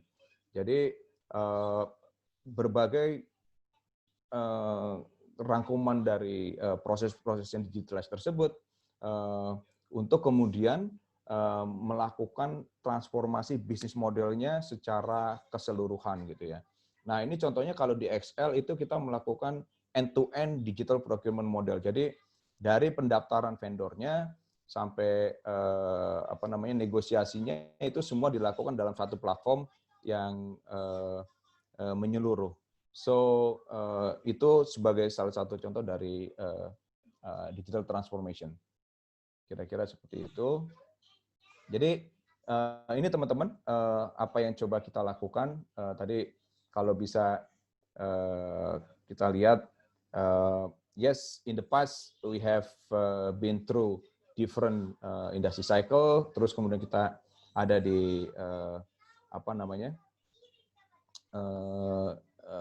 situasi yang cukup exciting sebenarnya, tapi kita ada implikasinya dari profitability, dan kemudian kita coba embrace berbagai macam teknologi tersebut untuk melakukan asset optimization, terus generate new sources of revenue, kemudian bagaimana meningkatkan customer engagement dan juga melakukan transformasi, terutama secara people dan culture. Mungkin seperti itu. So far mungkin ada pertanyaan, teman-teman? Ada yang mau ditanyakan mungkin? Ini ada yang raise hand, Mas Boy. Boleh Dava Faiz, silakan. Monggo. Mau nanya Pak, Ya, kan saya baca tentang 5G. 5G itu digunakan frekuensi yang hampir yang udah mendekati infrared gitu. Nah, itu apakah sudah menjadi akhir dari teknologi telekomunikasi itu sendiri atau gimana, Pak? Terima kasih. Okay. Assalamualaikum warahmatullahi wabarakatuh. Ya, waalaikumsalam, Dava. Terima kasih untuk pertanyaannya. Personally, gini, Dava. Tadi mungkin Yacinta sampaikan, saya waktu itu mulai dari 2G ya. Unit sekali telco dari 2G, yang tadi cuman voice sama text doang gitu ya. Sebagai Optim. Waktu itu sebetulnya dari fix ke wireless dengan 2G, saya pikir wah, that's very exciting gitu ya, new technology wireless. Terus nggak berapa lama 3G nongol kan. Promise-nya adalah dia bisa data transmission lebih bagus daripada 2G. Terus kemudian ada 4G yang kemudian lahir setelah 3G yang promise-nya juga lebih baik daripada 3G gitu ya.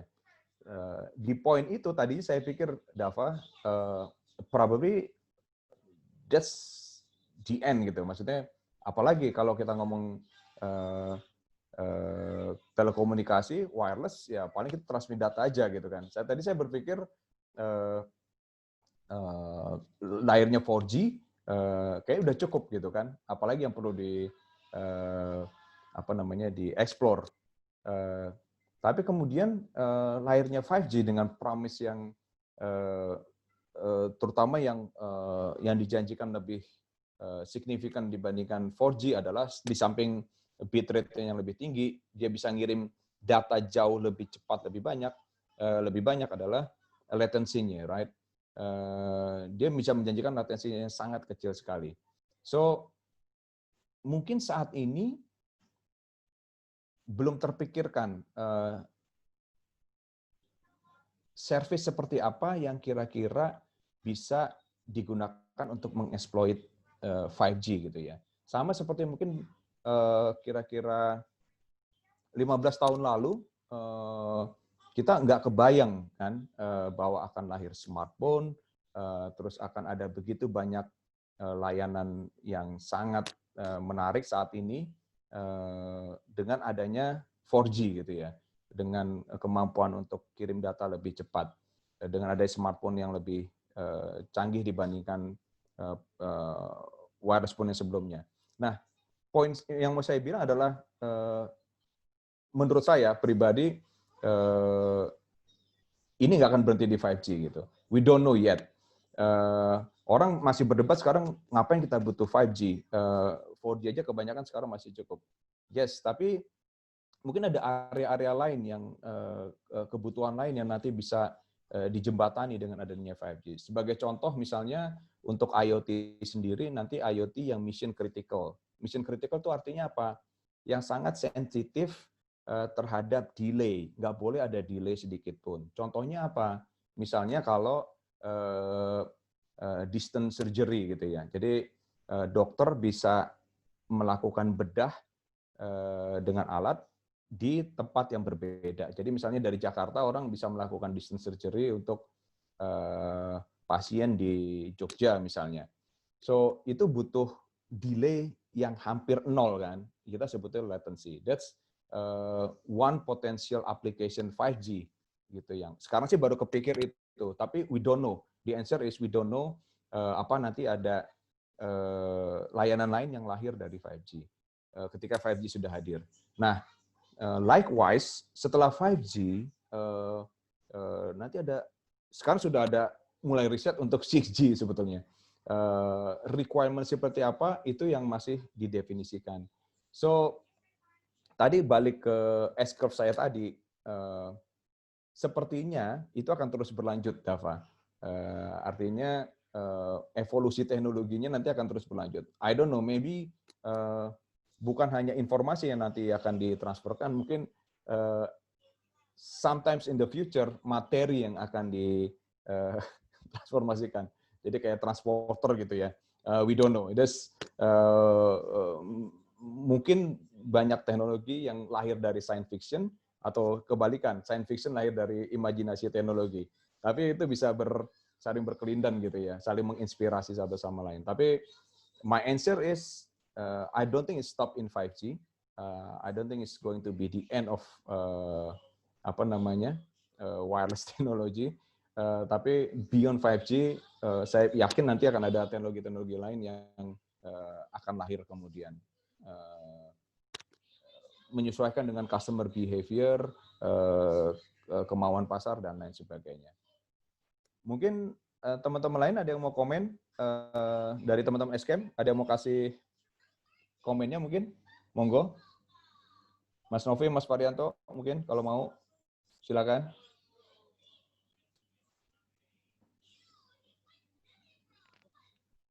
Halo, Boy. Ya, Mas Beni, silakan. Tadi siapa yang nanya, Dava ya? Ya, Dava. Iya, Pak. Ya, jadi nambahin dikit aja dari ininya, Boy, dari penjelasannya, Boy. Jadi sebetulnya sekarang kalau untuk 5G, yang sekarang lagi kita assessment itu adalah untuk mobile-nya sendiri itu di frekuensi sekitar 2.300 sampai 3.500. Jadi masih belum kita sampai ke millimeter wave. Nah, untuk millimeter wave itu biasanya ada di 26 giga, 28, 32. Cuma alasannya kenapa di 5G itu banyak yang bilang dibutuhkan millimeter wave, karena memang di millimeter wave itu yang kapasitas spektrumnya itu sangat besar. Jadi berbanding lurus ya, antara lebar frekuensi, lebar spektrum dengan maksimal speed yang bisa dihasilkan. Jadi sekarang kalau dari sisi operator sendiri, untuk 5G mobile fokusnya lebih ke area 2300, 2600 sampai 3500 atau 3600 MHz. Sementara untuk yang millimeter wave itu lebih ke hotspot, karena dengan millimeter wave otomatis jangkauannya, coverage-nya itu akan jauh lebih kecil dibandingin dengan yang di area 2,3 atau 2,6 GHz. Terus masalah berakhirnya telco atau enggak, jadi sebetulnya teknologi itu kan selalu evolve ya. Waktu dari peralihan 2G ke 3G, itu selain speed-nya itu kita bisa dapatkan juga dari spectral efisiensi. Jadi dengan dari 2G ke 3G, spectral efisiensinya itu akan semakin baik, dan dari 3G ke 4G pun itu spectral efisiensinya juga akan lebih baik lagi. Nah, otomatis ke depannya pastinya dengan teknologi baru, ditemukannya algoritma yang lebih baru, algoritma yang lebih baik juga pastinya, itu nanti akan meningkatkan spektral efisiensi dari spektrum radio yang kita pakai. Kira-kira gitu sih. Oke Pak, terima kasih. Menjawab apa tambah bingung? Menjawab sih Pak. Maksudnya saya juga masih kayak bingung ketika kita stop sampai di spektrum infrared gitu, berarti kedepannya untuk 6G kita melangkah ke spektrum infrared atau bagaimana gitu Pak? Nah, kalau 6G sih mungkin sekarang masih dalam development ya, karena requirement sendiri masih di-define. 5G pun sekarang masih belum banyak lah, walaupun sudah beberapa operator udah mulai deploy ya di dunia ya. Cina. Di Cina, oh ya, by the way, salah satu use case yang paling besar kenapa 5G itu bisa besar sekali di Cina, itu mostly karena memang ini komunikasi machine to machine ya. Jadi kalau di Cina itu, kalau kita bisa tahu ya, CCTV-nya itu bisa jutaan dia. Jadi koneksinya itu koneksi 5G-nya itu bisa langsung jutaan. Karena memang di support oleh pemerintahnya sendiri. Kira-kira gitu sih. Oke Pak. Jawab. Terima kasih. Oke, lanjut Boy. Ya, terima kasih Mas Benny. Buat teman-teman, Mas Benny juga dia part of teknologi and strategi tim gitu ya, arsitektur, yang that's why Mas Benny juga involved di 5G development, kira-kira. Mungkin ada pertanyaan lain dari teman-teman? Halo, cek. Ya, silakan. Oh ya. Siapa nih? Oh, saya Aldian, Pak. Oh iya, silakan Aldian. Ya. Jadi saya mau bertanya berkaitan dengan teknologi transformation, Pak, gitu kan. Ya. Jadi kan banyak perusahaan atau startup gitu kan yang bisa dibilang tidak adaptif dalam sebuah transformasi teknologi gitu kan.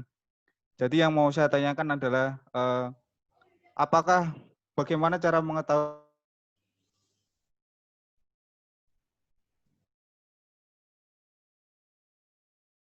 adaptif dalam transformation ini atau belum gitu Pak? Halo, sorry Aldian, tadi saya sempat hilang. Yang terakhir? Diulang tolong Dian.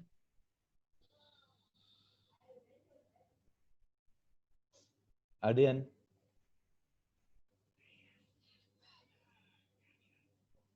Halo Aldian. Aldian. Hilang ya? Putus kali. Putus ya, oke. Sorry, tadi pertanyaannya apa ya? Mungkin saya bisa nebak pertanyaan Boy. Oke. Bagaimana startup itu bisa adaptif dengan perkembangan teknologi ke depan? Kayak gitu sepertinya.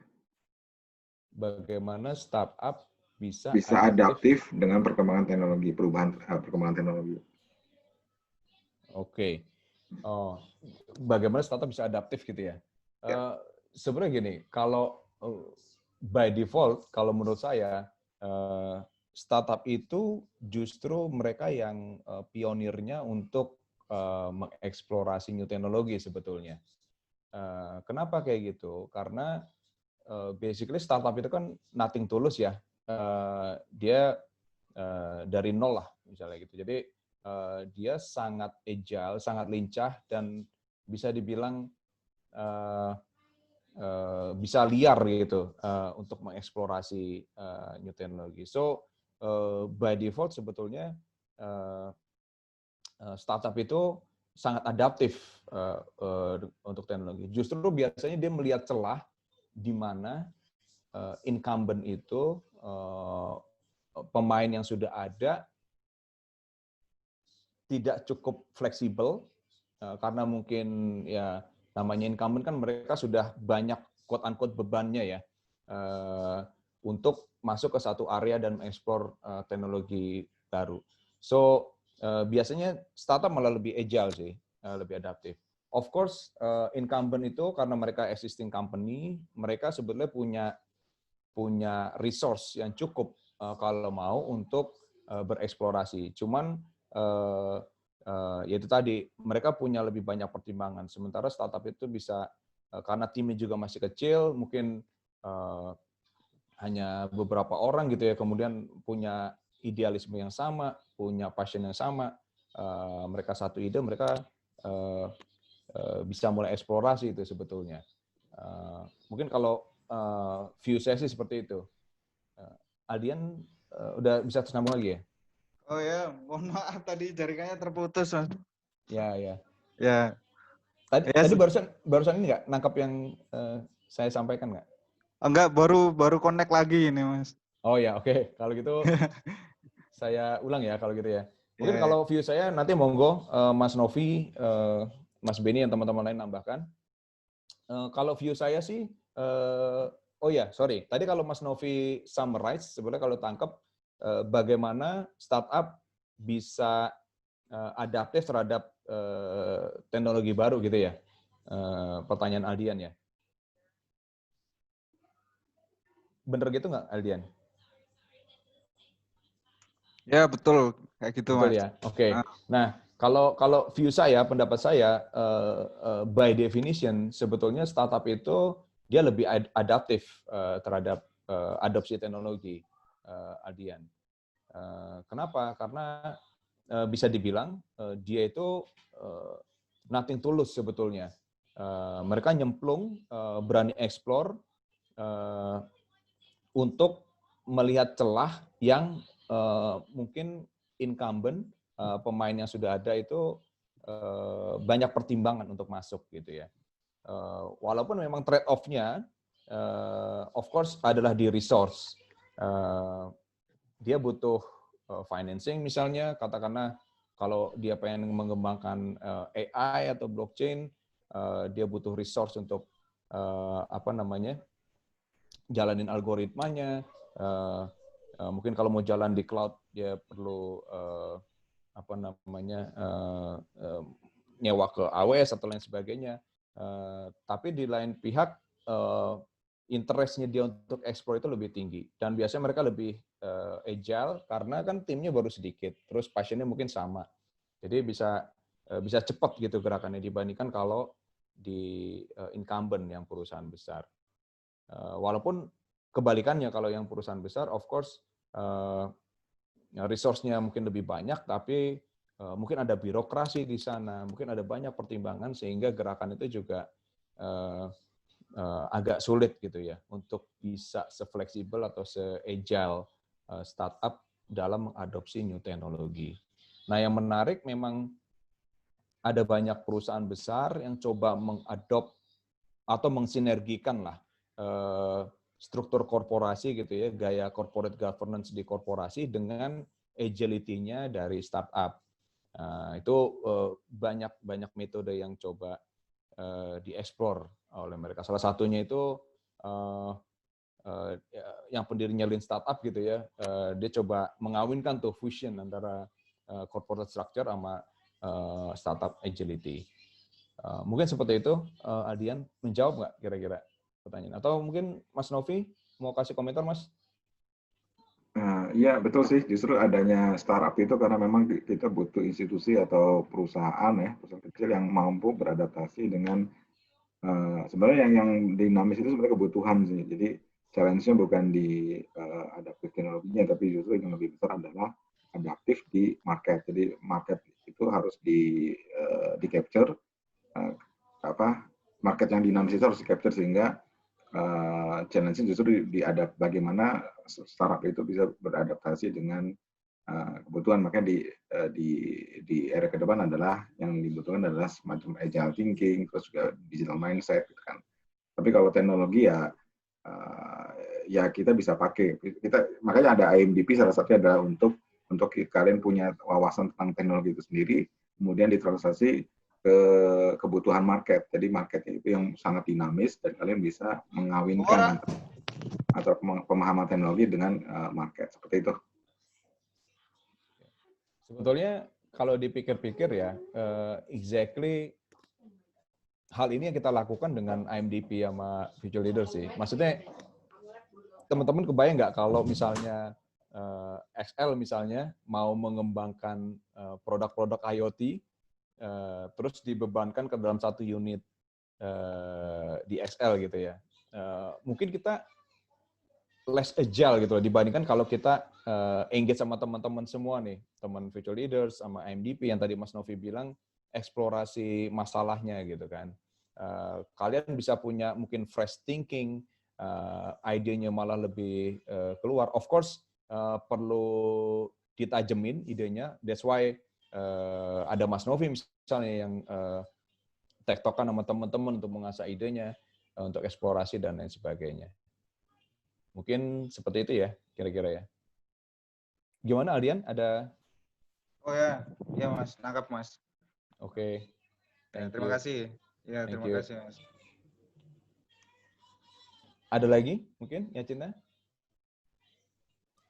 Tadi sebenarnya ada yang raise hand, Mas, tapi belum sempat nanya. Nah, ini Ikhwal dari Walletku. Boleh? Nyalakan. Iya, halo. Halo, Mas. Halo, Ikhwal. Oh iya, oke. Gini, Mas, saya mau tanya. Misalkan nih, lebih baik langkah mana? Misalkan untuk XL, itu lebih baik langkah mana? Meningkatkan price dari produknya untuk mengembangkan infrastruktur dengan resiko dengan resiko bakalan kehilangan beberapa konsumen gitu. Tetapi dengan jaminan kalau nanti itu lebih bagus lagi. Apakah lebih bagus untuk melakukan hal itu atau dengan kondisi yang sekarang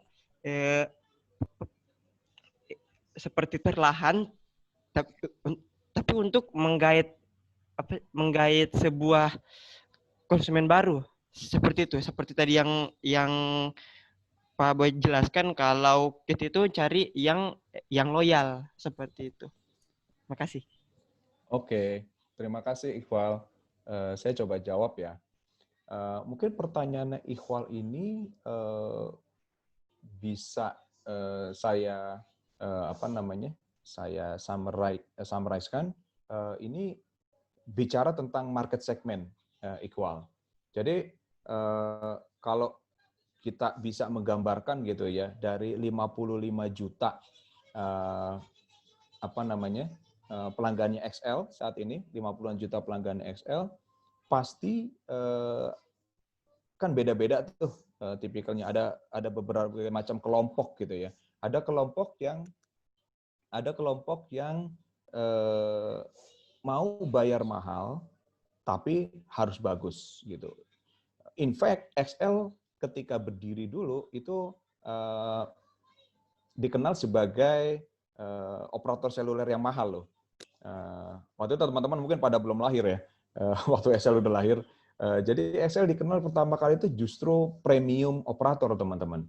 Kita mulai dari Jabotabek. Kalau secara engineering, kita itu sangat ketat karena kita waktu itu slogannya kan masih, tadi saya sampaikan jualan voice, suaranya itu bening gitu ya, bening. Jadi Excel itu waktu itu terkenal mahal malahan. That's why secara engineering itu sangat-sangat rigid gitu ya. Rigid artinya istilahnya gini, kalau harus naruh BTS di atas kuburan, ibaratnya harus ditaruh di atas kuburan gitu. Karena pengen menjamin kualitas yang bagus. Implikasinya adalah kita berani jual mahal gitu ya kira-kira. Nah, ada segmen market yang kayak gitu. Tapi ada juga segmen yang di satu sisi yang lain, ekstrim yang lain, saya pokoknya murah. Nggak apa-apa, nggak bagus-bagus banget. Agak lemot, nggak apa-apa. Yang penting saya bisa dapat pakai data internet tapi murah gitu ya. Dan itu dua ekstrim, dan ada in between gitu. Ada yang di tengah-tengah. That's why setiap operator, atau mungkin bukan cuma operator ya, setiap perusahaan itu mungkin tergantung target segmen mana yang mau dia target kan. Kalau Excel sendiri, kita untuk yang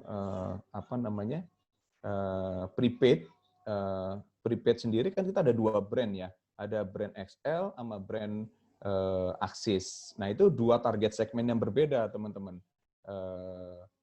XL mungkin yang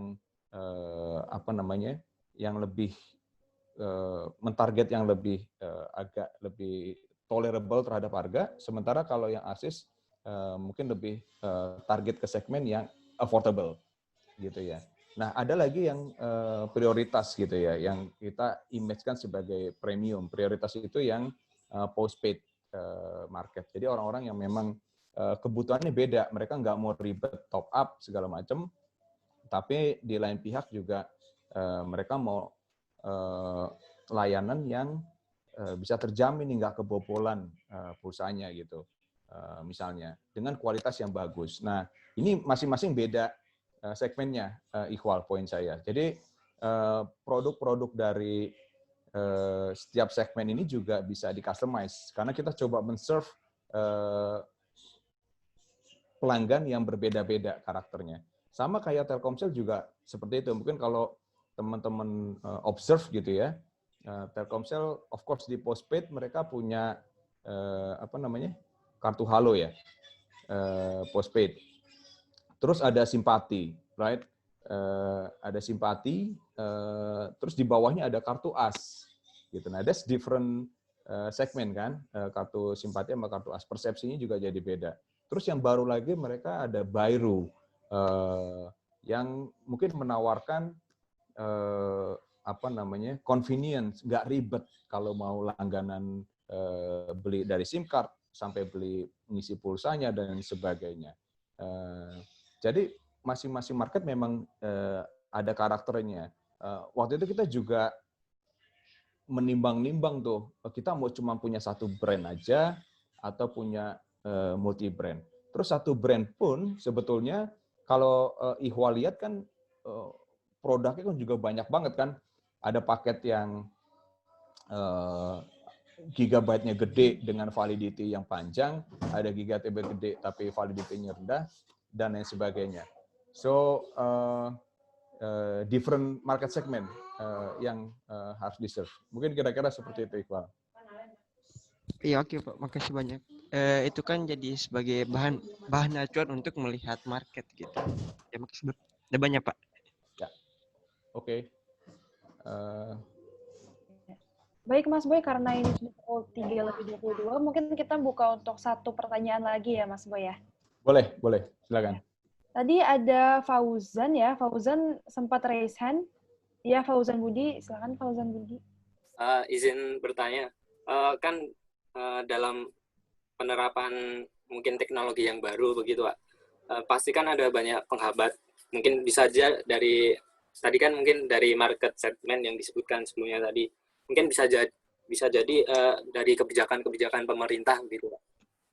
Nah, mungkin kalau XL sendiri dari kebijakan pemerintah yang ada sekarang itu apakah menghambat seperti untuk penerapan teknologi yang baru begitu? Oke, makasih Fauzan ya. Jadi kita ambil contoh konkret aja ya. Kalau Fauzan bilang teknologi baru, katakanlah IoT gitu ya, atau 5G gitu ya. Tadi Mas Benny sampaikan, that's new technology, right? Sebetulnya gini, kita menyadari bahwa pemerintah, government itu mereka punya view untuk bagaimana caranya memaksimalkan setiap potensi sumber daya yang dipunyai oleh negara untuk kesejahteraan rakyat kan. Itu pertama. Misalnya kayak spektrum gitu. Terus kedua, bagaimana konsumen itu nanti bisa maksimal dilindungin, gitu kan. Concern-nya more or less ada dua itu. Jadi memaksimalkan potensi sumber daya negara. Yang kedua, bagaimana konsumen bisa terlindungin. Jadi ambil contoh misalnya untuk IoT lah, gitu kira-kira. Kalau kita bicara IoT. Nah, mereka memang sangat hati-hati gitu ya dalam menerapkan regulasi. Nah, di satu sisi apakah bisa dibilang menghambat? Kita nggak ngeliat itu sebagai hambatan sih sebetulnya. Cuman karena mereka lebih ke sangat hati-hati untuk mempertimbangkan berbagai macam aspek. Prinsip fairness sendiri kita lihat selama ini itu adalah di government gitu ya, di pemerintah. Sebagai contoh nih, baru aja ini kita lagi discuss, ini kita lagi diminta masukan untuk IoT ini perlu ada penomoran khusus atau enggak nih, gitu. Kalau ada penomoran khusus, kira-kira masukannya seperti apa? Pros and cons-nya seperti apa? Boleh nggak dikasih masukan? Nah itu mereka step-nya itu juga nggak sekali jadi. Jadi ada bertahap gitu ya. Pertama mereka saat ini mengirimkan kuesioner, artinya kasih inputan awal dulu dari semua stakeholder, dilibatkan akademisi, industri, konsumennya, itu juga diminta masukan. Nanti tahap berikutnya mereka masuk ke kayak semacam minta masukan secara resmi gitu ya. Saya lupa nama itunya. Baru kemudian nanti mereka mengadakan FGD dan kemudian jadi undang-undang. Jadi biasanya prosesnya seperti itu sih. Poin yang mau saya sampaikan adalah sistem yang ada saat ini sudah memberikan kesempatan untuk orang kasih masukan, untuk terlibat gitu ya. Dari akademisi, dari industri dan lain sebagainya. Itu nanti kemudian bagaimana pinter-pinternya kita untuk kasih masukan dan mempropos solusi yang tepat gitu loh. Karena of course semua orang punya interest kan, konsumen punya interest, pemain industri juga punya interest, kayak telco juga punya interest. Bagaimana kemudian kita bisa compromise gitu, kan nggak mungkin juga kita semua bisa dapat yang kita pengen, sementara juga konsumen juga nggak bisa dapat semua yang dipengen. Jadi bisa ketemu titik temu yang pas gitu loh. Nah biasanya kalau itu sudah terjadi, government itu mereka oke gitu loh. Contoh lain lagi mungkin yang bisa saya sampaikan adalah untuk IoT nih ya, karena yang waktu saya terlibat langsung, untuk frekuensi untuk digunakan oleh LPWA non seluler untuk LoRa gitu ya. Jadi kan waktu itu kan proposnya 920 sampai 923 gitu kan, frekuensi megahertz digunakan untuk LoRa. Itu prosesnya nggak sebentar gitu loh. Itu sampai sekitar, saya lupa, mungkin 2 tahun waktu itu end to end, sampai kemudian keputusan menterinya keluar. Mungkin ada pihak yang menganggap, wah terlalu slow government-nya, terlalu kurang lincah nih. Maybe yes. Tapi saya ngelihatnya itu lebih karena mereka hati-hati sih. Karena kan bagaimanapun juga kita negara demokratis gitu ya, yang harus mempertimbangkan berbagai macam stakeholder. Beda sama negara yang lebih otoriter misalnya, kayak China gitu. Orang menganggapnya pemerintah China itu bisa sangat progresif. Yes, karena mereka tipe pemerintah kan otoritarian. Jadi mereka bisa top down gitu kan. Kalau nggak setuju sama pemerintah, silakan nyingkir gitu kan, kira-kira seperti itu. So itu mungkin jawaban saya, Fauzan. Apa kira-kira bisa ini menjawab nggak? Ya, sudah menjawab sih Pak. Oke, thank you Fauzan. Ya Pak. Baik, teman-teman dan Mas Boy, ini karena sudah mendekati 3:30, akan ditutup saja. Mungkin saya mau men-summarize sedikit ya. Jadi, telco industry ini sangat penting ya teman-teman, karena sudah melewati berbagai jenis life cycle, dan meskipun decline pasti akan grow lagi dan terus akan berkembang ke depannya, karena merupakan bagian dari kehidupan kita sehari-hari, bahkan dari bangun tidur sampai tidur lagi, begitu ya. Kemudian, kedepannya juga akan terus mengalami perkembangan, maka dari itu kita juga harus menanggapinya dengan embrace new technology, dengan cara misalnya melibatkan AI, kemudian mencari sumber revenue baru, kemudian meningkatkan customer engagement dengan big data analytics, dan mulai mengarah ke transformasi digital, begitu ya. Mas Boy, apakah ada closing statement? Ya, oke. Mungkin dari saya sedikit aja nambahkan, ya Cinta. Jadi teman-teman, poin utama yang mau saya sampaikan adalah, dan ini mungkin udah disampaikan beberapa kali, teman-teman tolong gunakan kesempatan saat ini ketika engage sama program IMDP dan Excel Future ini untuk mencoba develop yourself gitu ya. Maksudnya kita ada di satu titik yang cukup menarik nih, perubahan teknologi. Belajar dari telco, kita selalu dihajar dengan berbagai macam perubahan, tapi kita nggak alergi sama perubahan, tapi justru kita bisa melihat selalu ada peluang. Tadi mungkin salah satu yang lupa saya sampaikan adalah, terutama saat ini di masa COVID ini kan, banyak perubahan yang terjadi, ini situasi yang belum pernah ada sebelumnya, tapi kita percaya kita bisa melewati ini semua. So, mungkin itu aja dari saya, teman-teman. Setelah ini, of course, nanti kita akan ada sesi berikutnya, right? Karena memang visi kami adalah kami mau membantu teman-teman untuk memaksimalkan potensi teman-teman. So, next week nanti akan ada expert-expert lain dari XL yang akan share tentang bagaimana sih lebih dalam seluk-beluk operasional di telco gitu ya, terus berbagai macam hal yang dikembangkan. Saya harap itu bisa bermanfaat dan teman-teman pakai untuk bekal kemudian. Itu ya. Mungkin itu aja dari saya. Ya Cinta, terima kasih. Baik, terima kasih Mas Boy. Teman-teman, untuk sesi terakhir ini, sebelum kita menutup, mungkin bisa menyalakan kameranya dulu, karena kita mau ada photo session. Boleh teman-teman untuk menyalakan kameranya? Iya. Ini ada 3 slide, jadi nanti saya akan 3 kali pose berarti ya teman-teman. Mungkin mau ini pose XL, Mas Boy? Oh, boleh. Boleh. Ya. Iya, boleh. Ini saya yang screenshot aja. Oke, teman-teman udah nyalain semua kameranya. Kita tunggu.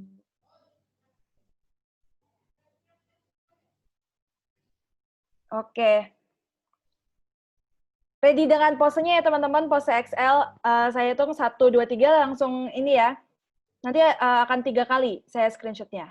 Oke. Yuk. 1, 2, 3.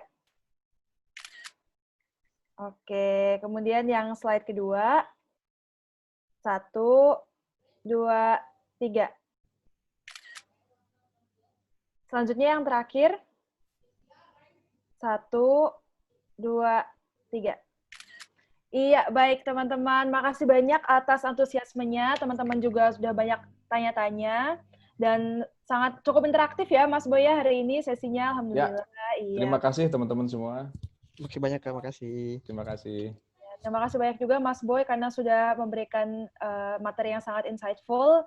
Harapannya bisa jadi pelajarannya bagi teman-teman dan untuk kedepannya kalau ingin bertanya-tanya lebih lanjut mungkin bisa ini ya lewat program IMDP ini kan pasti akan sangat banyak nih kesempatan untuk teman-teman untuk belajar. Iya, begitu ya Mas Boy. Baik, dari saya juga sudah selesai. Terima kasih atas kedatangannya juga teman-teman. Wassalamualaikum warahmatullahi wabarakatuh. Salam sejahtera bagi kita semua. Shalom, Om Swastiastu, Namo Buddhaya, dan salam kebajikan. Terima kasih. Terima kasih. Bye-bye. Terima kasih. Iya, cari kuasa.